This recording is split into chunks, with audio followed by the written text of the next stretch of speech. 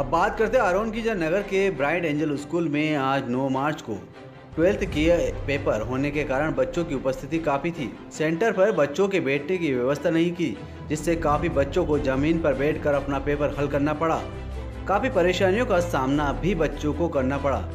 इनके पास बैठने पर बच्चे ठीक से आंसर शीट को ज़मीन पर भी नहीं रख पा रहे थे, जिससे बच्चों को अपनी आंसर शीट को घुटनों पर रखकर हल करना पड़ा। चंद्रकांत धाकड़। कौन सी क्लास की परीक्षा दे रहे हो? जी हम 12th एग्रीकल्चर। सेंटर क्या मिला है आपको? Bright Angels High School. तो परीक्षा क्या नीचे बैठ के दे रहे हो आप? जी हाँ, टायर भट्टी में बैठ के असुविधाओं में दे रहे हैं। तो क्या आपको असुविधाएं नहीं होती कुछ? हाँ होती है, अभी सब बैठने में 3 घंटे तक लगा, बैठने में पैर दर्द करने लगते हैं।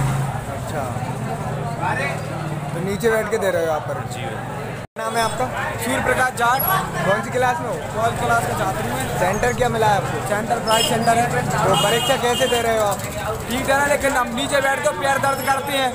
पैर में किसी की चोट लगे तो उसको बैठ नहीं पाता, सही से बैठने में दिक्कत आती है। पैर की दिक्कत है हमको बहुत। हमारे संवाददाता ने केंद्र अध्यक्ष यशवंत सिंह धाकड़ से इस संबंध में बात भी की, तो उन्होंने बताया कि आज संख्या ज़्यादा होने के कारण कक्षा 12th के 3 विषय के पेपर एक साथ हिंदी, अंग्रेजी और संस्कृत के थे। तो सर आज दर्ज संख्या कितनी है बच्चों की? 385। उपस्थित कितने हैं? 313 से। किस कक्षा की पेपर है आज? आज हायर सेकेंडरी की परीक्षा है। 3 विषय का पेपर है, हिंदी का, अंग्रेजी का, संस्कृत का। और ये परीक्षा का हायर सेकेंडरी का कौन सा पेपर है? मतलब पेपर के क्रम में तीसरा पेपर है। 2 पेपर मैं पहले करवा चुका हूँ, आज तीसरा पेपर है, जिसमें 3 विषयों का पेपर एक साथ आज संचालित हो रहा है। तो सर ये और जानना है मुझे कि इतनी ज़्यादा संख्या अव्यवस्थित रूप से बैठाना, इसमें काम निश्चित रूप से संख्या अधिक है। सेंटर पर बैठक व्यवस्था पर्याप्त है, चूँकि बोर्ड ने व्यवस्था दी है, बोर्ड के संज्ञान में है, प्रशासन के संज्ञान में है। अब इतनी संख्या इस केंद्र पर क्यों हूँ, इसके विषय में सर मेरे को तो बहुत ज़्यादा जानकारी नहीं, लेकिन ये प्रशासन का और बोर्ड का निर्णय है और मैं उसमें अपनी तरफ से जो यथासंभव अच्छा है वो करने का प्रयास कर रहा हूँ। बच्चों को, इतने बच्चों को आपको बैठाने में भी परेशानी आती होगी और बच्चों को बैठने भी परेशानी आती होगी। निश्चित रूप से सर आपका कहना सही है। बच्चों की संख्या कुछ विषयों में बहुत अधिक है, उनमें बैठाने में मेरे को बहुत सारा होमवर्क करना पड़ता है। इसके बाद भी मैं यथासंभव बच्चों को ठीक स्थान पर और अच्छी व्यवस्था के साथ बैठाने का प्रयास कर रहा हूँ।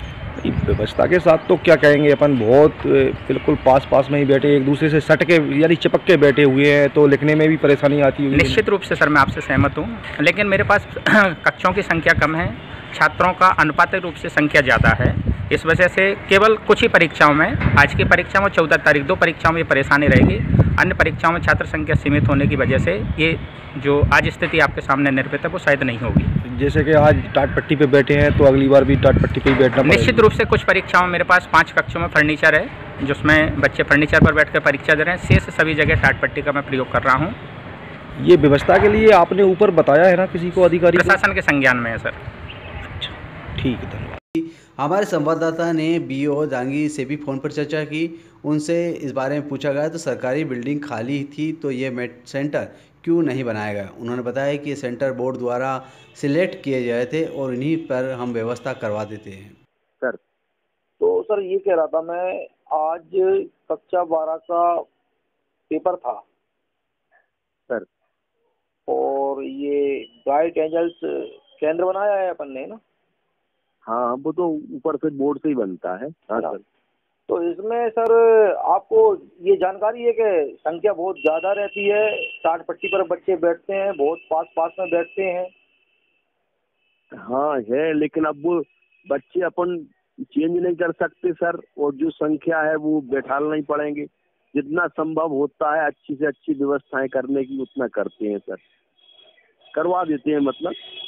तो मैं तो ये पूछना चाह रहा था आपसे कि जैसे कि कुछ बच्चे नीचे बैठते हैं टाट पट्टी पर, तो उनको बैठने की आदत भी नहीं है। कुछ बच्चों से बात भी की मैंने, तो वो बता भी रहे थे कि पैर दुखने लगते हैं, पेपर सही से नहीं कर पाते हल, और घुटनों पे इतनी जगह ही नहीं रहती कि हम हमारे सामने ही के कॉपी रख सकें, पेपर रख सकें, घुटनों पे रख करके हम करते हैं। तो ये समस्या तो बच्चों के साथ हो रही है ना? हाँ है, समस्या तो है, लेकिन एसडीएम साहब ने ही बोला था हमसे लेकिन अगर फर्नीचर लगवाओ गैलरी में तो वो संख्या नहीं बनेगी सर।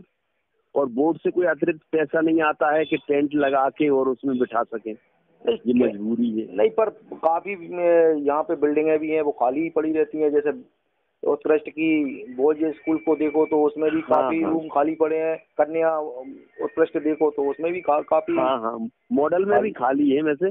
लेकिन क्या है सर, ये बोर्ड से निर्धारित होती संख्या, इसमें कोई फेरबदल नहीं कर सकते हैं। तो इसमें आपका भी तो कुछ रोल होगा, आपकी भी तो टीप होगी ना उसमें।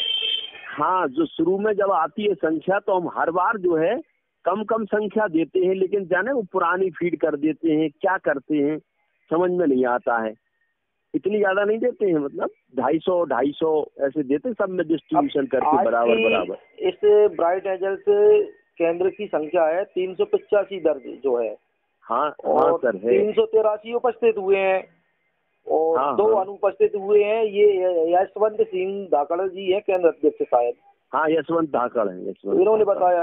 अब चूंकि के बहुत ज्यादा परेशानी का सामना बच्चे कर रहे हैं, इसलिए मैंने आपको पूछा। नहीं, सही कहा आपने, हमें पता भी है, लेकिन अब मजबूरी है सर हमारी। लेकिन अब ऐसी समस्या नहीं आएगी, क्यों कि अब बाइफर्केट हो जाएंगे बच्चे विषयवार। आज क्या है, जनरल इंग्लिश का भी था और जनरल हिंदी का भी था और सामान्य संस्कृत, माने कुल टोटल जो संख्या है आज पूरी की पूरी थी। और लेकिन 14 तारीख को भी है ना ऐसा ही एक और पेपर। अच्छा, 14 को भी है? 14 को भी है लगातार, मतलब ये इसमें भी देख लें आप थोड़ा सा, अगर कुछ अच्छा कर सको। हाँ, अगर हो सकेगा अच्छा से अच्छा सर करेंगे हम। द रिच टुडे के लिए आरोन से गोविंद प्रसाद शर्मा की रिपोर्ट।